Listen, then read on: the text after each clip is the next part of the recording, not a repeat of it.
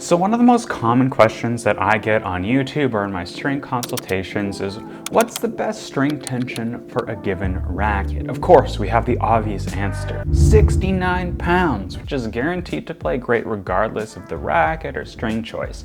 But in reality, the best tension for your game goes quite a bit deeper. When you order your racket to be strung from a shop or you string it yourself, the number the stringer will ask for is the reference tension. That's the number they put into the machine. Whether it be 55 pounds or 45 pounds, that's how tightly the stringing machine will pull tension. Now here's where things get a little complicated. Just because you inputted 55 pounds into your string machine does not mean that 55 pounds will play the same every time you string at 55 pounds. Well, duh, of course. I think we all know that a nylon strung at 55 pounds is going to feel a whole lot softer than a stiff poly strung at 55 pounds.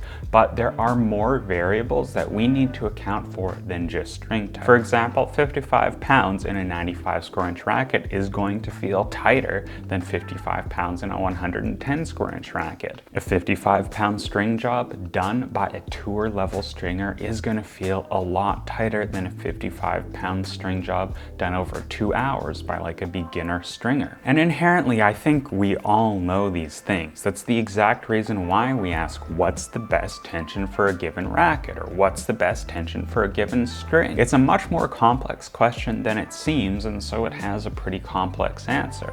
And I think the first step to understanding the best tension is understanding a concept called dynamic tension, or string bed stiffness. Dynamic tension is the actual tension in your racket after the knots are tied and the racket comes off the machine. I personally first heard of this under its other name called string bed stiffness when I used to use a Babolat RDC to measure my string jobs when I used to work at Courtside Sports. I really like this method of measuring dynamic tension because it really shows you what this string bed stiffness is measuring. It's the amount of force required to deflect the string bed. Another way to think about this is like how much trampoline effect a string bed might have. Now the problem is you can't just go out and buy a Babolat RDC. They're typically not sold to consumers, and I don't even know how much they would be to buy anyway. Enter the ERT300 tennis computer, a 250 euro solution to measuring dynamic tension, and the sponsor of this video.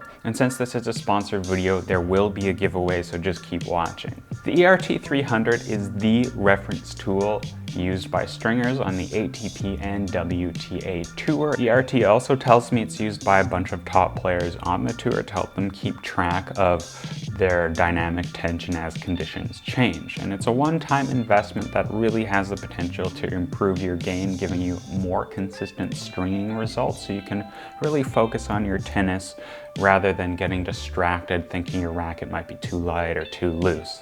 And just like Roger Federer, it is 100% Swiss made. So the ERT300 outputs a measurement called DT, which is an index for kilopond per centimeter.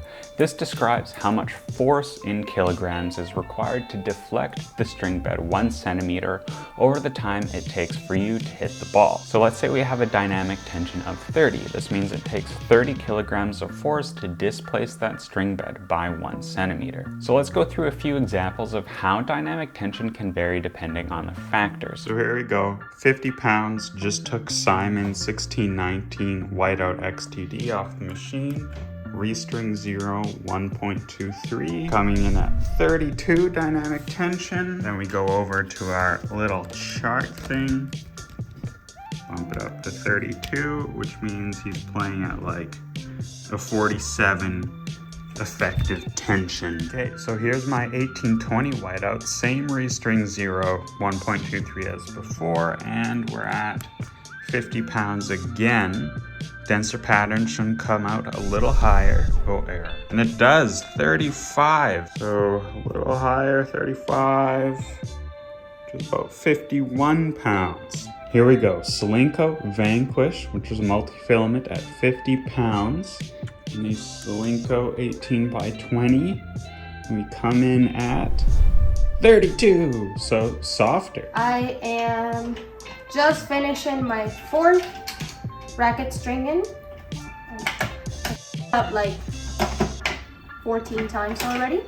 But after an hour of hard work, this is done. I must have been a bit lazy because this came out at 30. So her 1 hour string job came out actually slightly tighter than my 20-minute string job. So maybe that should be a lesson to take your time. So here's a quick summary of the factors that are going to have an impact on dynamic tension. The string reference tension. Higher tensions are going to yield higher dynamic tensions. The string type. Stiffer strings are going to have higher dynamic tensions. The string gauge. Thicker strings are going to have higher dynamic tensions. Head size. Larger heads are going to have lower dynamic tensions. String pattern. Tighter string spacing, you're going to get a higher dynamic tension. Racket stiffness. Stiffer frames will yield higher dynamic tension. Stringer's technique. The better technique will yield more consistent dynamic tensions over time, and usually better technique also leads to higher dynamic tensions, but this won't always be the case, as the real key to stringing excellence is more about consistency rather than necessarily making the tightest string job possible. The last thing is the accuracy of the stringing machine you're using, or the calibration of the tensions, the clamps. If they're clean, if you have slipping clamps, you're going to lose a bit of tension. And the same thing with your knots. If your knots are loose, you're going to lose a bit of tension with that too. So how does this help us find our perfect tensions? Well, if you've been using a certain racket or string setup for a couple years and you just love the feel, like it's just the right string bed stiffness for your game, but you have to change rackets because like maybe they've cracked or the strings now are discontinued, you can have that dynamic tension measured to give you a target to reach for once you've introduced those new variables. Another great use for dynamic tension is understanding how your demo racket's strings have impacted your experience. Often, demos come with some random string strung who knows how long ago, and this is a problem because it does introduce bias into the demo process. You don't really know what you're dealing with, and so if you try a racket, you like it, you kind of like it with that specific string setup. You're not necessarily going to like it with your usual string setup. The other piece of bias that it introduces, if a certain racket comes strung with a dynamic tension closer to what you're used to, you might lean towards that racket purely because the string job is a little bit more conducive to what you're used to. Like, I can't tell you how many times I've heard stories of people just falling in love with their demo racket only to buy it, get it strung, and feel like they've purchased a completely different racket from the one they demoed. Another use case that I can think of is for competitive players who travel for matches. You travel a lot to play tournaments, you're probably going to run into a whole host of different stringers, each with different techniques using different machines. For example, let's say your home stringer uses a crank machine which has a lockout tensioner. If you travel to a tournament to find a stringer using an electronic machine,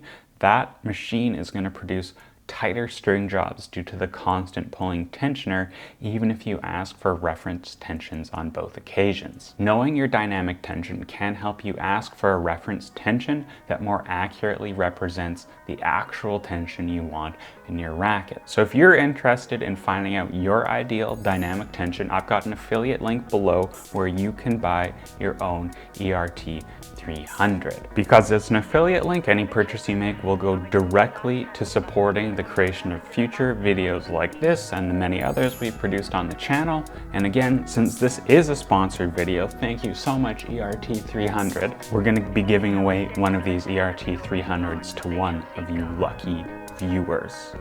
Due to the outrageous prices of shipping these days, participants must be located in Canada to win, and if you'd like to win your own ERT 300, comment your Instagram username in the title of this video so I can get in contact with you if you've won, and tell us why you think Bernard Tomic is the greatest tennis player of all time.